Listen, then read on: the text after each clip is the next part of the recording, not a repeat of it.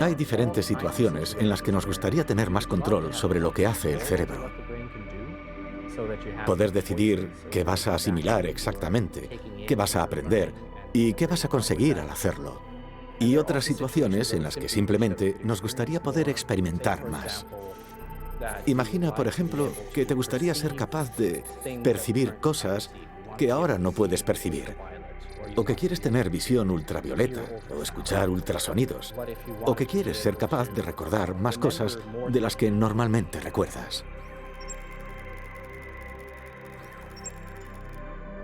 Para mí, la parte más emocionante del futuro es la posibilidad de llegar a conseguir una inteligencia humanística.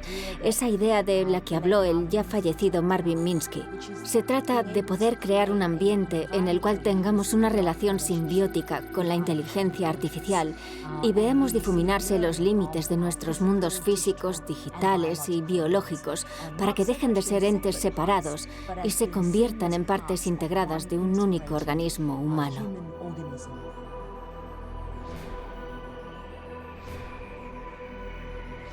Probablemente será posible leer lo que está dentro del cerebro de una persona y entender qué hay ahí, traduciéndolo a algo que sea comprensible y quizás incluso transmitírselo a alguien, enseñárselo.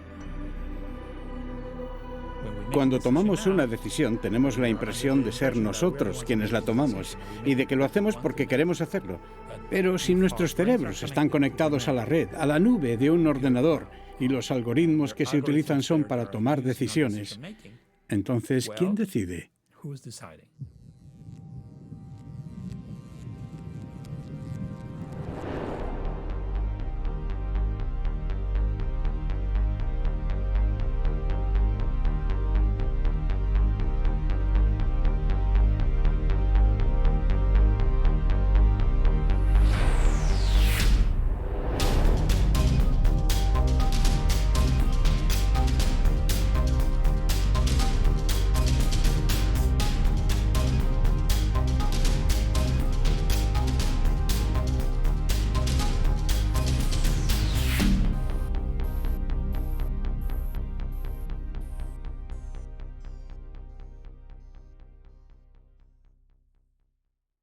Sentimos curiosidad por entender quiénes somos y por qué pensamos como pensamos.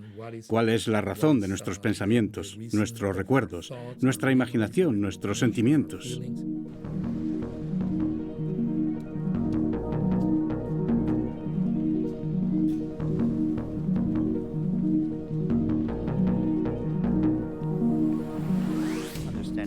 Entender este órgano tan increíblemente complejo que da lugar a todo lo que nos hace humanos, lo que vemos, sentimos, oímos, nuestro sentido de identidad. Y por eso, dada la gran complejidad del cerebro, con 100.000 millones de neuronas y cientos de billones de conexiones trabajando en una red dinámica que cambia constantemente, simplemente es un sistema realmente complicado para estudiarlo desde un punto de vista científico. Es un gran reto, pero disfrutaría llevándolo a cabo. El cerebro humano contiene unos 3 millones de kilómetros de fibras interconectadas. Sería suficiente como para rodear la Luna un par de veces, y eso en un solo cerebro. El lugar del universo probablemente más complejo y misterioso. El lugar de donde surgen emociones, pensamientos y recuerdos. Es el lugar del universo que intenta incansablemente comprenderse a sí mismo. Un enigma sin descifrar. Ni sabemos ni podemos construir hoy en día nada que esté tan conectado como lo que podemos ver en el cerebro humano.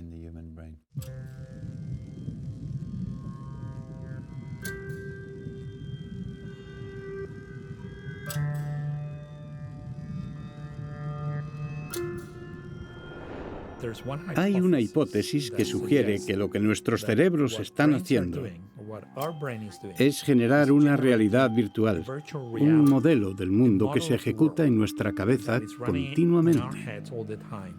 Esto está relacionado con las ideas planteadas en la filosofía durante algunos siglos, en particular con la sugerencia de Immanuel Kant, el filósofo alemán, de que la razón por la que el mundo en nuestras mentes, nuestras visiones del mundo concuerdan, no es porque nuestras mentes reflejen el mundo, sino por lo contrario. El mundo es creado por nuestras mentes. En otras palabras, que lo que percibimos no está ahí fuera, está aquí dentro. Pesa menos de 1,5 kg. Consume escasamente 20 o 30 vatios de potencia. Y sin embargo, es capaz de hacer cálculos más complejos que un superordenador. Hay entre cientos y miles de billones de sinapsis, aproximadamente del tamaño de bacterias. Básicamente son máquinas químicas. Reciben un impulso eléctrico y liberan sustancias químicas. Estas interactúan con receptores y hacen que se active una maquinaria muy compleja. Esto provoca un cambio en el comportamiento de las neuronas. Hace que los genes se expresen y aparezcan nuevas proteínas. La cascada de procesos bioquímicos y biofísicos es enormemente compleja.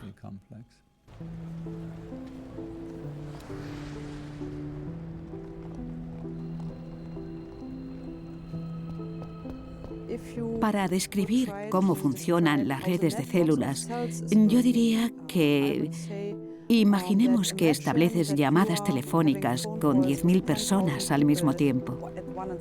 Y eso mismo lo hace todo el mundo. Todas las personas del planeta, de la Tierra.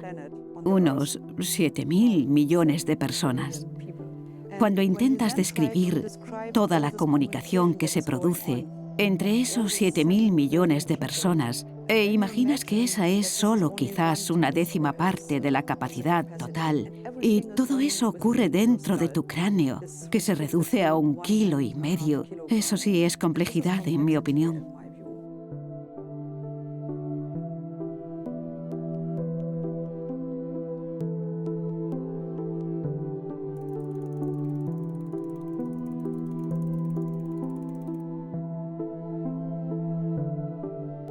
A pesar de los 100 años de vida de la neurociencia, aún no entendemos cómo trabaja el cerebro.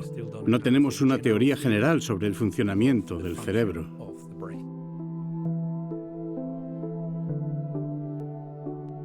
La primera razón por la que es imprescindible entender cómo trabaja el cerebro se relaciona con nuestra propia definición como seres humanos. Somos una especie mental. Estamos definidos por nuestras mentes, no por nuestros cuerpos. Así que somos una variedad animal muy singular y no entendemos el órgano que genera nuestras mentes. Cuando entendamos cómo trabaja el cerebro, seremos capaces de comprender cómo es nuestra mente desde el interior y nos entenderemos a nosotros mismos por primera vez.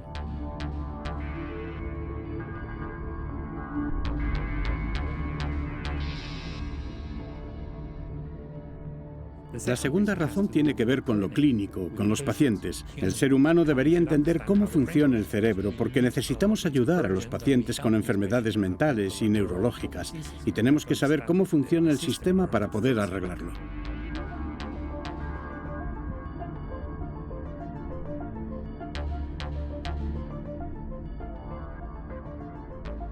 Se estima que posiblemente 1 de cada 2 o 1 de cada 3 personas en Europa tiene algún tipo de trastorno relacionado con el cerebro. En total, son casi más de 200 millones de personas las que padecen algún tipo de afección. Esto se asocia a un enorme coste para la sociedad. Es el coste de todas las enfermedades que afectan al cerebro, mayor que el que suponen todos los tipos de cáncer, más todas las enfermedades cardiovasculares, más la diabetes. Y la tercera razón tiene que ver con la tecnología y la economía. Es muy probable que los cerebros, no solo los humanos, sino también los de animales, hayan descubierto a través de cientos de miles de años de evolución formas de computar que podrían ser mucho más eficientes y potentes que las que realizamos actualmente con nuestros ordenadores digitales. Si este fuera el caso, y si fuésemos capaces de descifrar este código neuronal y comprender cómo computa el cerebro y cuáles son los algoritmos presentes en nuestros sistemas nerviosos, probablemente revolucionaríamos la ciencia de los ordenadores y yo diría que la economía al mismo tiempo.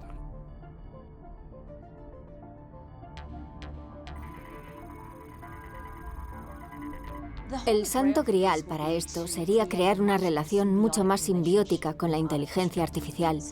Como podemos ver hoy en día, la inteligencia artificial avanza a pasos agigantados, ofreciéndonos miles de nuevas formas de ser más productivos y eficientes, de cómo dirigir nuestros asuntos y cómo manejarnos en nuestra vida diaria. Con la introducción de más dispositivos que realmente entiendan al ser humano y analizando cómo los humanos optimizan sus propias funciones, seremos capaces de crear un tipo diferente de inteligencia, lo que yo llamaría inteligencia humanística. La distinción entre el mundo biológico, el físico y el digital simplemente se difuminaría y estaríamos completamente integrados a todos estos niveles. Comprender en profundidad la mente humana podría brindarnos respuesta a algunas de las más grandes cuestiones filosóficas, como qué es la consciencia o si existe o no el libre albedrío. Conceptos como el yo, la culpa e incluso la realidad podrían cambiar para siempre. Estamos abriendo la puerta a un mundo en el que nos comunicaremos con un ordenador directamente a través del pensamiento. Un mundo en el que podremos compartir nuestros pensamientos y nuestras emociones en la red. Podemos visualizar un futuro en el que sea posible leer los pensamientos de otra persona e incluso manipularlos.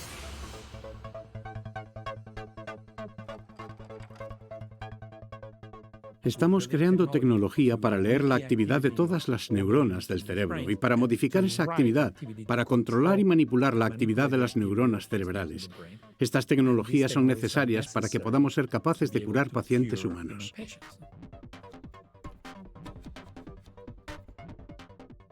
Pero la propia tecnología, la tecnología es neutra, puede ser usada para el bien o para el mal. Las mismas tecnologías utilizadas para leer y modificar la actividad del cerebro pueden ser usadas para descifrar lo que la gente está pensando o para influir en la actividad de su mente. La pregunta ¿es esto ciencia ficción? Bueno, realmente no.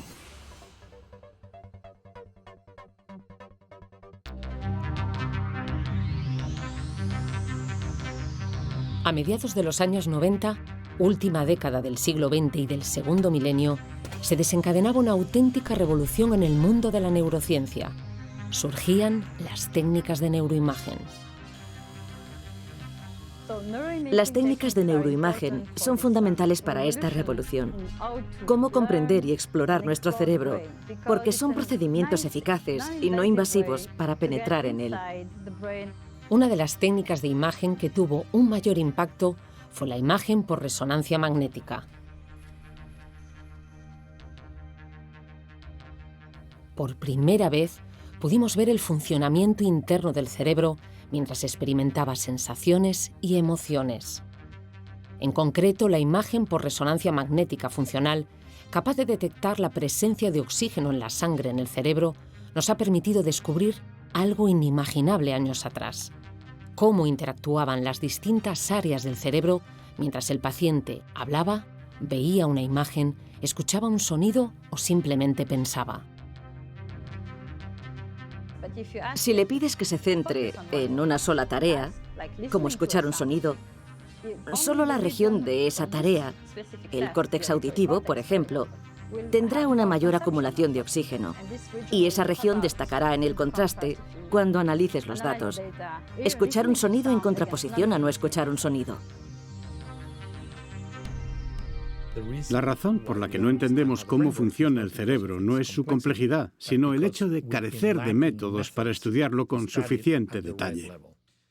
Intentar entender un sistema tan complejo como el cerebro, con miles de millones de neuronas, analizando una sola neurona, es como intentar ver una película en una pantalla de televisión que tiene 1 millón de píxeles mirando a un solo píxel. No importa cuánto tiempo estudies un simple píxel o una sola neurona, te perderías las figuras de la pantalla y las siluetas de las imágenes, porque son una propiedad emergente de las correlaciones en el espacio y el tiempo entre los píxeles individuales.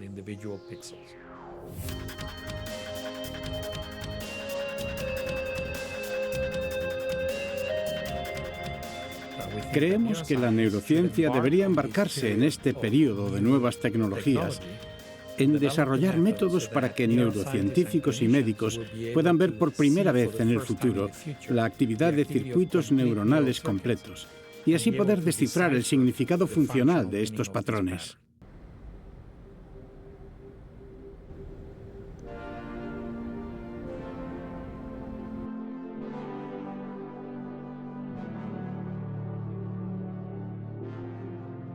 ¿Cómo se puede medir la actividad de todas y cada una de las neuronas en el cerebro al mismo tiempo? Los métodos que la mayoría de nosotros usamos son métodos ópticos. Usamos luz porque la luz puede penetrar el tejido de forma no invasiva.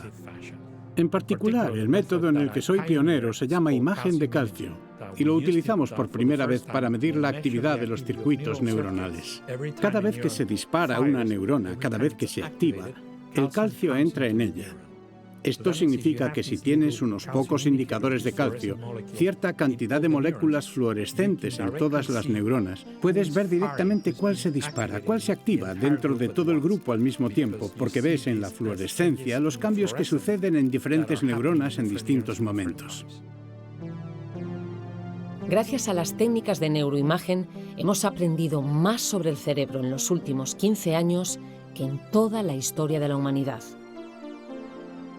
Los avances realizados permiten pensar que en un futuro cercano seamos capaces de curar lesiones neurológicas o enfermedades como el Parkinson, el Alzheimer, la depresión o la esquizofrenia. Creo que la revolución que estamos experimentando ahora es, ante todo, el nacimiento y el éxito de la neurociencia humana. Campos como la neurociencia cognitiva, donde usamos imágenes funcionales del cerebro, y la estimulación cerebral no invasiva para estudiar el funcionamiento del cerebro humano. Ahí está el primer paso.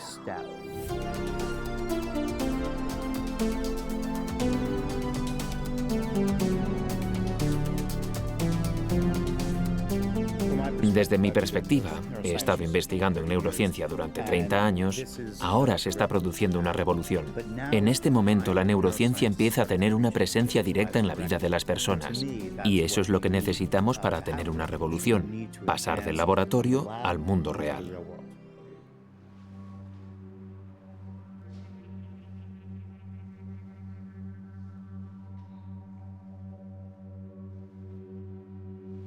Esta es una aplicación de software para poder controlar el robot esférico.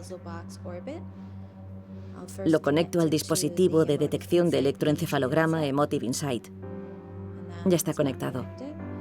Lo que hay que hacer es entrenar con dos patrones de actividad. El primero es el estado basal. Así entendemos cuándo quieres activar el robot y cuándo no.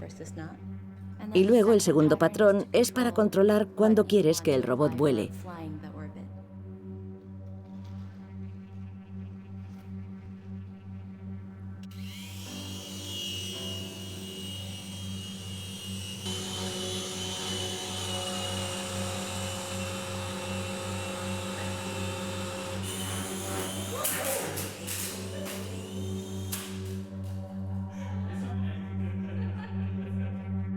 El salto del laboratorio al mundo real podemos verlo ya materializado en el perfeccionamiento de lo que hace unos pocos años pertenecía al terreno de la ciencia ficción, la asociación cerebro-ordenador. Las llamadas interfaces cerebro-ordenador vinieron a apuntalar los cimientos de esta revolución en el mundo de la neurociencia. Una interfaz cerebro-ordenador es algo que establece una conexión entre el proceso que se realiza dentro de tu cerebro y una máquina o algún otro dispositivo. Las interfaces cerebro-ordenador se pueden agrupar como un conjunto de tecnologías que pueden actuar tanto desde la perspectiva del hardware como del software, capaces de decodificar, procesar y activar las interacciones entre humanos y máquinas, decodificando el cerebro, por supuesto.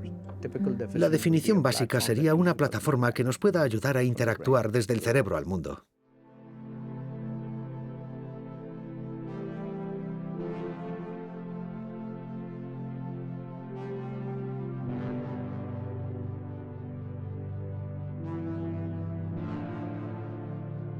Las interfaces cerebro-ordenador están suponiendo un enorme avance en diversas aplicaciones terapéuticas. Hasta el momento, una de sus principales aplicaciones prácticas es el tratamiento de diferentes patologías asociadas a parálisis. En Ginebra, Suiza, en la Escuela Politécnica de Lausanne, el doctor José Millán lleva años trabajando en un ambicioso proyecto basado en el desarrollo de una interfaz cerebro-ordenador que permita a personas paralíticas controlar con la mente un exoesqueleto robótico, gracias al que puedan caminar de nuevo o mover una mano. Los pacientes llevan un casco de electrodos que detecta su actividad eléctrica cerebral. Lo que le pedimos a la gente que haga al principio, porque necesitan un entrenamiento para adquirir la capacidad de modular voluntariamente sus señales cerebrales, es que imaginen los movimientos que quieren conseguir. Esto requiere algún tiempo, porque no es fácil hacerlo. Nuestros algoritmos son capaces de descubrir cuáles son las áreas específicas que activan y desactivan y a qué frecuencia sucede esto. Esta información es procesada por nuestros algoritmos de aprendizaje automático que construirán el modelo del decodificador que diferenciará una apertura o un cierre de la mano, un paso a la derecha o a la izquierda y así sucesivamente. Durante este entrenamiento, la gente al principio necesita imaginar el movimiento de su propio cuerpo. Y en muchos casos, después de este entrenamiento, y debido al hecho de haber imaginado el movimiento de su cuerpo, este es ejecutado por el exoesqueleto. Dejan de tener la necesidad de pensar en su propio cuerpo. Piensan en función del exoesqueleto, porque este ya se ha integrado de alguna manera en el esquema corporal que tenemos en nuestro cerebro. Las posibilidades que esta tecnología está ofreciendo han llegado al punto de permitir que un tetrapléjico sea capaz de conducir un coche de Fórmula 1 tan solo con su mente. Rodrigo Hübner se convertía en 2017 en la primera persona del mundo en realizar esta hazaña. La oportunidad de trabajar con Rodrigo fue increíble. Globo Televisión de Brasil creó un vehículo, un Fórmula 1, que se controlaba únicamente usando el poder de la mente. Así que utilizaron nuestros dispositivos de 14 canales Epoch Más para la cabeza, que medían las fluctuaciones eléctricas del cerebro de Rodrigo. Pasó algunos meses mapeando los patrones de actividad y entrenando los algoritmos para entender cómo asociaban pensamientos específicos. Conducir hacia adelante, girar hacia la derecha, la izquierda o parar. Entonces fue capaz de usar esas órdenes para conducir este coche usando solo su mente, sin volante ni pedales, él solo dentro del vehículo.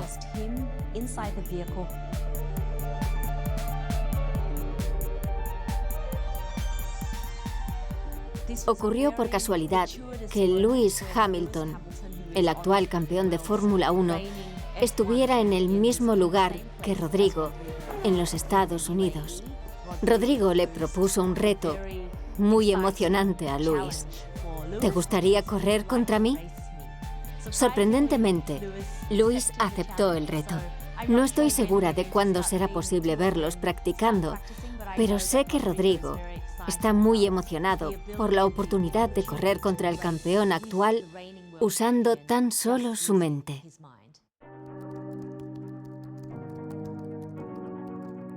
Actualmente se están desarrollando una amplia variedad de proyectos en todo el mundo basados en las interfaces cerebro-ordenador. En Boston, la compañía Neuroelectrics ha desarrollado una tecnología basada en el uso de videojuegos controlados por la mente para aprender a regular la actividad cerebral. Hoy vamos a medir tus ondas cerebrales con este aparato.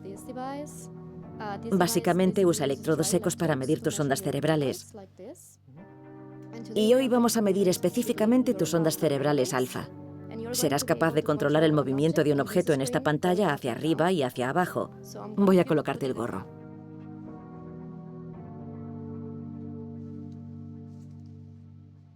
En primer lugar, vamos a medir la actividad basal, el punto de referencia de tus ondas cerebrales, el nivel en el que está tu cerebro ahora mismo.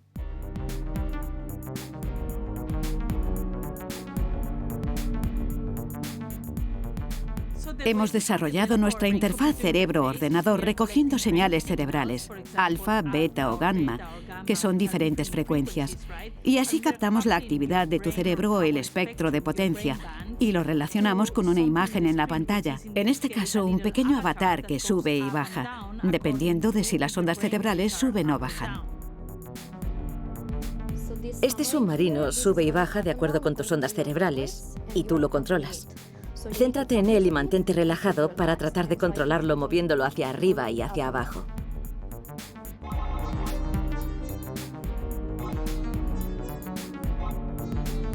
Los videojuegos controlados por la mente están demostrando ser un tratamiento eficaz para enfermedades como la depresión o el síndrome de hiperactividad infantil. En Neuroscape, una empresa neurotecnológica con sede en San Francisco, están empleando este tipo de videojuegos controlados por la mente para usos terapéuticos. Toda nuestra investigación se centra en el uso de los videojuegos de circuito cerrado, que hemos creado basándonos únicamente en el rendimiento del juego, no en la interfaz cognitiva cerebro-ordenador, que aún está en fase de investigación. Aplicamos estos tratamientos de videojuegos para ver si pueden mejorar las habilidades de atención muchos grupos de pacientes diferentes, incluyendo TDAH, trastorno por déficit de atención e hiperactividad, desorden de estrés postraumático, lesión traumática del cerebro, depresión y autismo. Hemos desarrollado estos videojuegos de circuito cerrado, que registran tu rendimiento y usan los datos para retarte de una forma personalizada. Si es demasiado difícil, lo simplifica. Si es demasiado fácil, lo hace más complejo. Lo sitúa en el punto intermedio de comodidad. La mecánica del juego se enfoca en diferentes redes neurales que intentamos mejorar. Podría ser un tratamiento factible, igual que hoy se usan estimulantes para mejorar la atención en niños que sufren TDAH.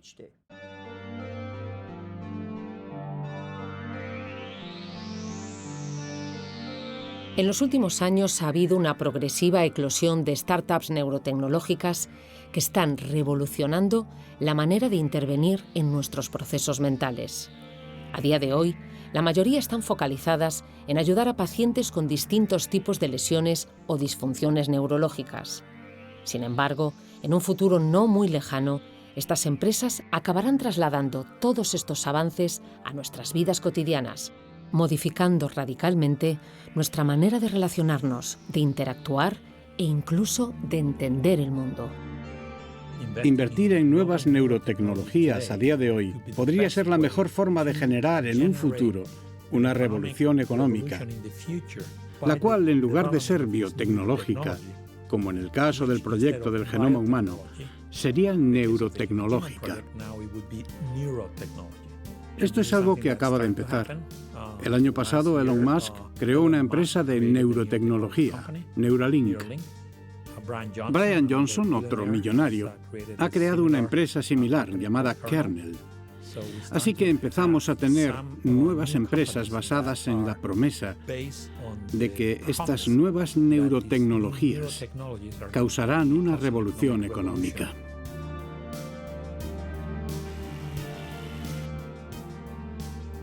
Emotiv es una empresa de neuroinformática. Básicamente, tenemos una plataforma que nos permite interactuar directamente con el cerebro. Hoy en día, usamos métodos no invasivos. Comenzamos haciendo un registro sensorial, para lo que medimos la actividad del cerebro a través de sus señales eléctricas y luego las esquematizamos para controlar e influir en el ambiente que nos rodea. Este es tu cerebro, Kim. Llevas un electroencefalograma de 14 canales que está recogiendo las fluctuaciones eléctricas de las neuronas que se activan dentro de tu cerebro. El cerebro está formado por miles de millones de neuronas y cuando interactúan, la reacción química que provocan emite un impulso que podemos recoger. Puedes ver que se activan diferentes partes de tu cerebro, dependiendo de lo que estés pensando o si estás prestando atención a lo que yo digo. Lo que estamos haciendo aquí es trasladar esas fluctuaciones eléctricas a un modelo 3D de lo que está haciendo tu cerebro. Y cada uno de los colores representa una banda de frecuencia diferente que indica cómo de rápido viaja la información de una parte del cerebro a otra.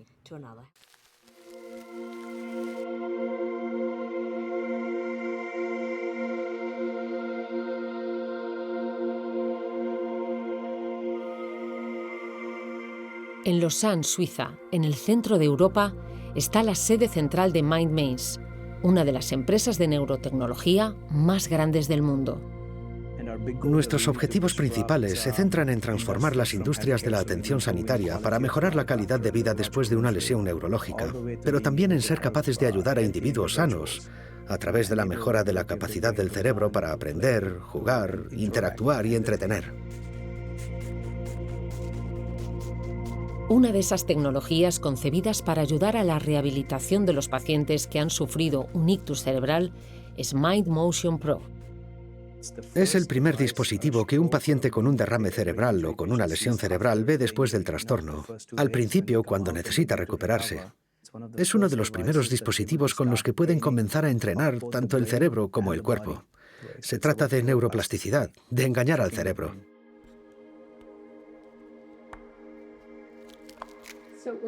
Vamos a ponerte sensores para que la cámara pueda ver tus brazos mientras realizamos alguna actividad. Es bastante intuitivo. Solo tendrás que mover tu mano hasta el botón de inicio. Y de la misma forma, si el movimiento es en la dirección errónea, tendrás que buscar cómo corregirlo. Digamos que alguien sufre un ictus y no puede mover el brazo izquierdo, pero sí el derecho.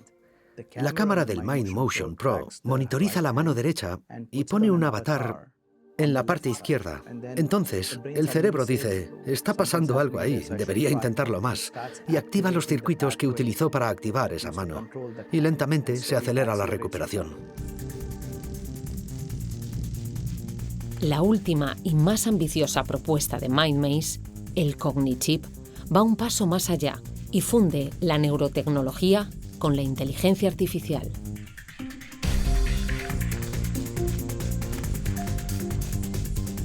Algunos emprendedores como Brian Johnson, fundador de Kernel, se han propuesto mejorar nuestras habilidades cognitivas para desarrollar una superinteligencia que nos permita colaborar con la inteligencia artificial. Sería una manera de reducir el riesgo de que el ser humano llegue a ser irrelevante ante el imparable avance de la inteligencia artificial.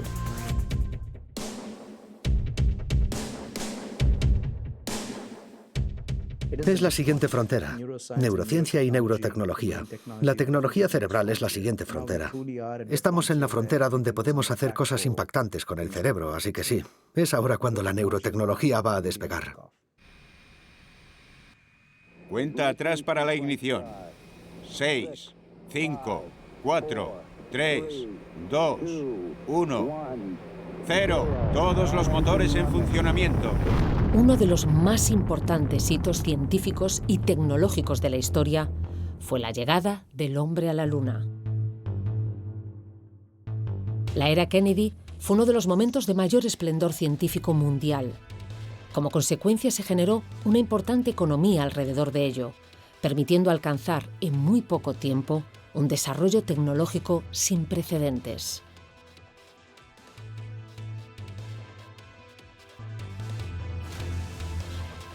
Las ideas son lo que potencia nuestra economía. Innovamos mejor que nadie. Y eso hace que nuestra economía sea más fuerte.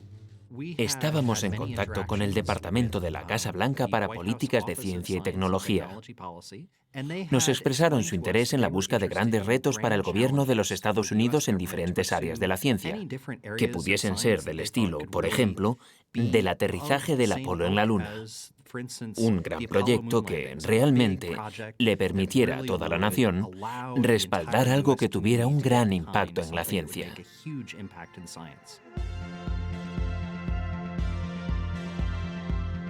Ese gran proyecto lo encontraron en el Brain Initiative, un macroproyecto de investigación que Obama lanzó en 2013 con el objetivo de desentrañar los misterios del cerebro. Es un momento muy emocionante. Hay muchos grupos por todo el mundo desarrollando nuevos métodos y esto da un impulso a la neurociencia y a la percepción de que es algo que se puede conseguir, que es factible, que realmente podemos llegar a ser capaces de registrar la actividad de cada neurona en el cerebro y de descifrarla. Esto podría revolucionar el mundo de la neurociencia, como el proyecto del genoma humano hizo en el mundo de la genética. Muy poco después del lanzamiento del Brain Initiative, la Unión Europea anunciaba su propio megaproyecto, el Human Brain Project. Resulta que se han creado iniciativas similares en diferentes países. Así hay un Brain Initiative en Japón, en Canadá, en China, en Australia, en Corea del Sur y en Israel. El desarrollo de todos estos proyectos podría cambiar el panorama de la investigación del cerebro y llevar a la humanidad a un avance sin precedentes. Esto es muy apasionante. Está sucediendo ahora y espero que contribuya a la capacidad de generar conocimiento y de transmitir este conocimiento a todos, a diferentes países, de manera que nadie se quede atrás y que todos formemos parte de este momento tan emocionante de la historia. Hemos iniciado el camino hacia un nuevo mundo en el que un conocimiento más profundo del cerebro transformará radicalmente nuestra condición humana.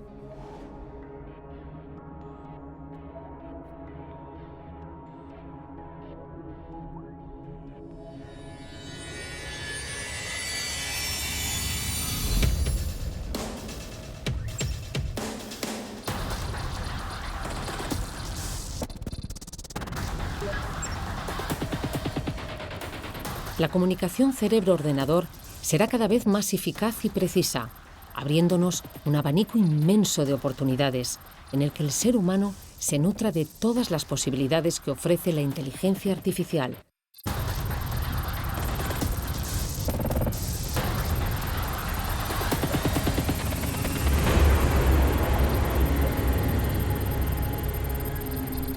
Con la introducción de más dispositivos que realmente entiendan el cerebro y cómo los humanos optimizan su propio rendimiento, tendremos una manera de crear un tipo diferente de inteligencia. La llamaría inteligencia humanística.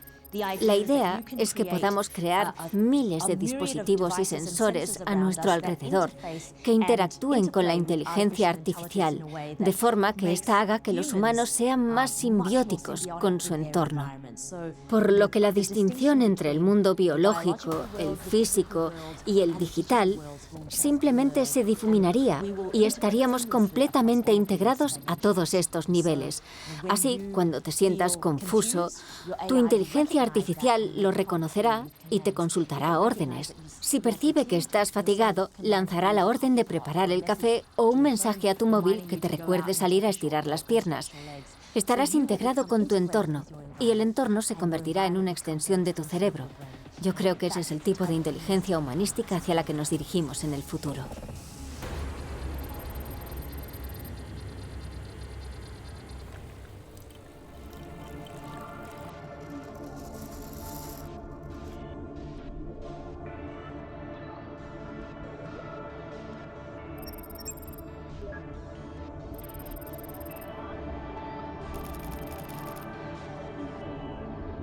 Las capacidades cognitivas del ser humano aumentarán. Hay experimentos de compañeros, como Roy Cohen-Kadosh, que han demostrado que puedes mejorar las habilidades numéricas en niños que tienen discalculia, personas que tienen dificultades con aritmética. En mi opinión, la mejora a través de implantes y otros elementos definitivamente será posible.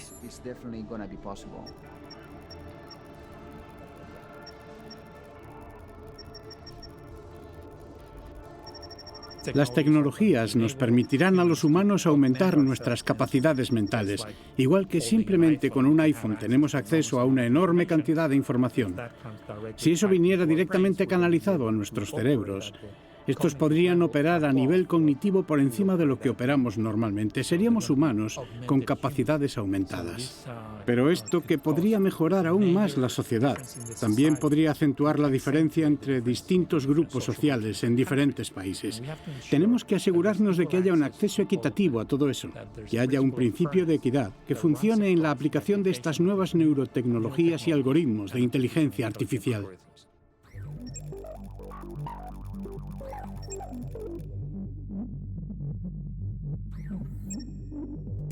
resulta más interesante cuando pensamos en las neuroprótesis de las partes cognitivas del cerebro.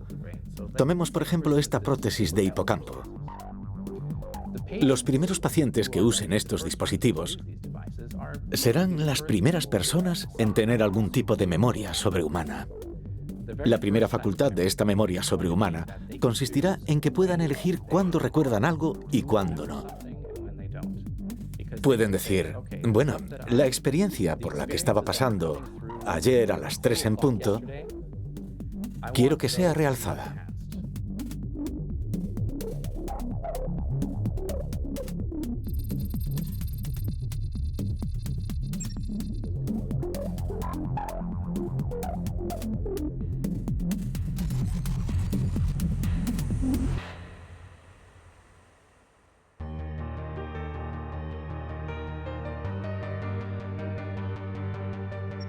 La comunicación cerebro-ordenador dará paso a las interfaces cerebro-ordenador-cerebro. Coges lo que esta persona ha aprendido, lo ejecutas a través del decodificador y lo pasas al cerebro de otra persona. O simplemente quieres poder comunicarte a través de la telepatía. Puedes leer lo que una persona está tratando de decir o lo que está imaginando y tratar de pasarle esas imágenes o esos sonidos a otra persona.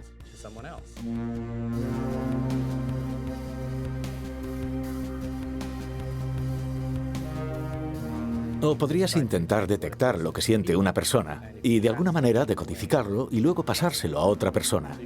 Se puede imaginar esto como una vía de comunicación que no solo funcionaría con palabras, sino que utilizaría imágenes, sentimientos o cualquier cosa que compartamos a través de los sentidos, porque todos somos humanos, todos tenemos sentimientos de felicidad, de tristeza y de dolor, y tenemos olfato y vista. Entonces se podrán transferir olores, imágenes, sonidos, y con el tiempo se podrán transmitir incluso conocimiento y recuerdos. La conexión entre cerebros acabará siendo un hecho. Sin duda habrá obstáculos y requerirá avances tecnológicos muy importantes. Creo que en el futuro, definitivamente, tendremos tecnologías telepáticas sintéticas muy potentes.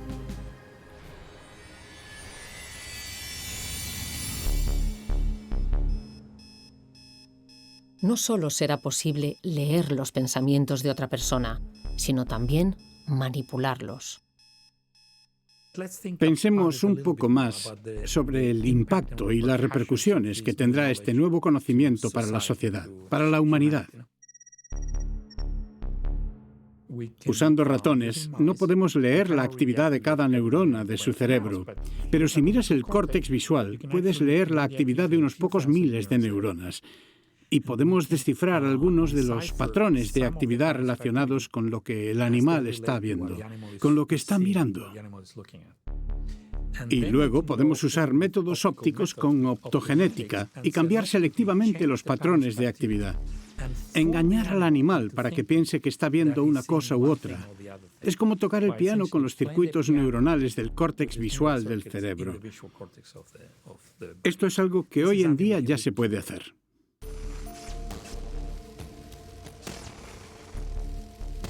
Así que se podría llegar a hacer esto con humanos. No hoy. No tenemos los métodos para controlar, para leer la actividad de muchas neuronas en el cerebro y cambiarla. Pero estos métodos se desarrollarán porque los necesitamos para los pacientes.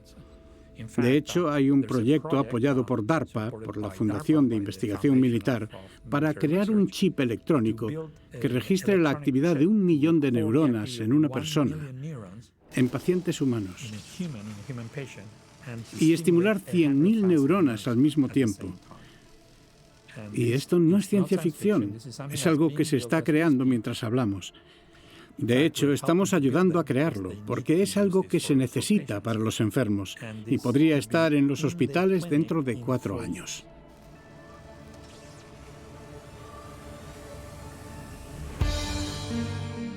Ante nosotros se abre un mundo en el que tendremos la habilidad de coevolucionar con la inteligencia artificial. Existe incluso la hipótesis de que en un futuro lejano nuestro soporte biológico dejaría de ser necesario. Si todo lo que somos, nuestros pensamientos, nuestros recuerdos, nuestras emociones, nuestro yo, puede ser transmitido a un ordenador, nuestros cuerpos biológicos no serían necesarios.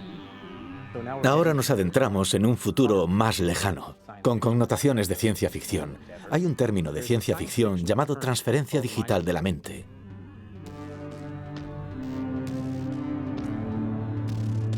Significa que la mente, o quienes somos, ya no depende de un cerebro biológico como tal. Aún sería necesario un cerebro, por supuesto. No existe la posibilidad de que no haya un dispositivo desde donde opere la mente, pero podría ser cualquier tipo de dispositivo. Podría ser uno más adecuado para, por ejemplo, vivir en el espacio, o vivir en otro planeta, o bajo el agua, o algo así.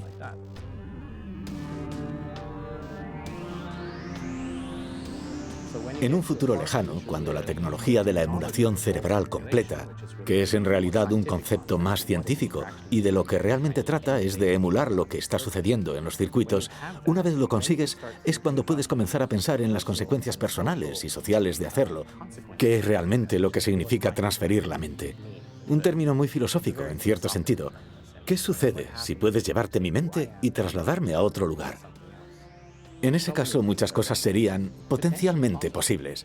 Podrías hacer copias de seguridad de tu mente, de modo que si algo sucede, podrías restaurarla y no sería tan terrible.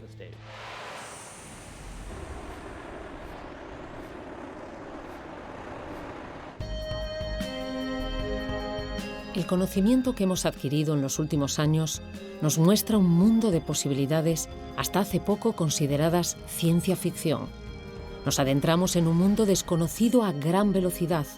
No podemos saber a dónde nos llevará este viaje, pero en nuestra mano está conducirlo bien. Es fundamental tener pautas éticas para el desarrollo de estas tecnologías. Nosotros proponemos agregar a la Declaración Universal de los Derechos Humanos nuevos derechos para proteger a las personas del abuso de las neurotecnologías y la inteligencia artificial. Es lo que nosotros llamamos neuroderechos. Tienen que ver con la protección de la privacidad mental de las personas. Ese sería el primer derecho. No solo la privacidad de datos de nuestro teléfono, sino la privacidad mental, nuestros pensamientos e incluso algo peor, nuestros pensamientos subconscientes, cosas de las que ni siquiera somos conscientes. Estos pensamientos deberían estar protegidos. Sería el derecho humano fundamental, el de la privacidad mental.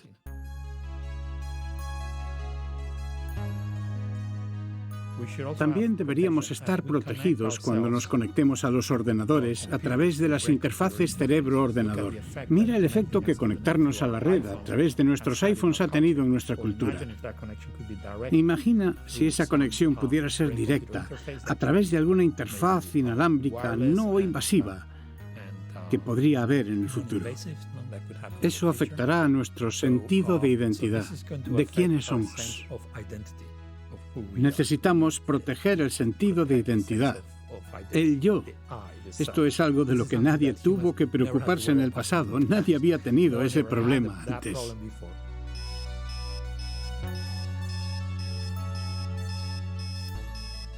Relacionado con esto está también nuestro sentido de la voluntad, el libre albedrío. Podría ser que alguien lo quisiera alterar. Ese es otro derecho fundamental que debe protegerse.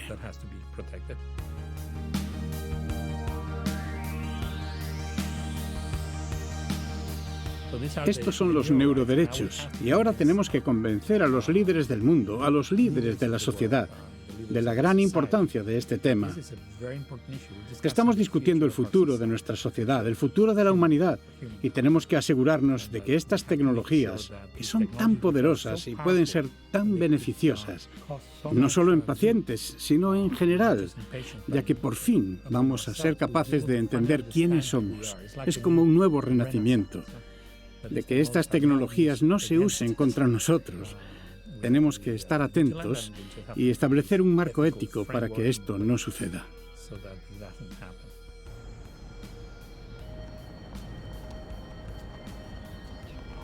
Esta comprensión nos dará las herramientas para desarrollarnos en múltiples direcciones y para explorar todas ellas y también para ser versátiles y adaptables. De modo que tal vez la especie humana tenga un futuro a largo plazo. No el tipo de futuro que funcione por un tiempo, pero luego se acabe porque no estemos suficientemente bien adaptados, sino un futuro muy a largo plazo. Eso es lo que espero, que esto conduzca finalmente hacia eso.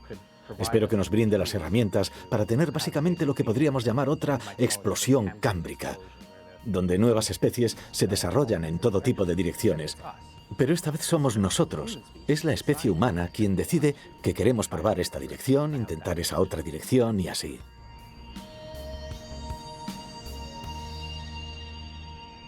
La ciencia puede cambiar el mundo, puede cambiar la sociedad, puede cambiar el curso de la historia y puede hacerlo para bien o para mal.